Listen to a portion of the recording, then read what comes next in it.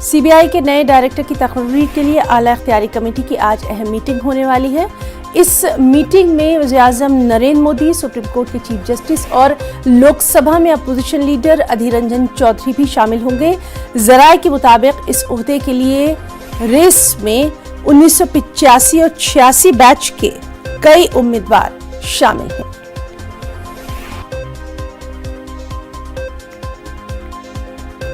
तो अहम खबर, सीबीआई के नए डायरेक्टर की तकर्री के लिए आला इख्तियारी कमेटी की आज बेहद अहम मीटिंग है।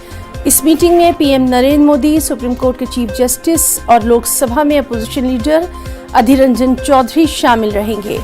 आपको बताएं कि अभी तक की जो हमारे ज़राए के मुताबिक खबर है, उसके मुताबिक इस ओहदे के लिए इस दौर में 1985 और 86 बैच के कई उम्मीदवार शामिल हैं। तफसीलात पर लगातार नजर बनी हुई है।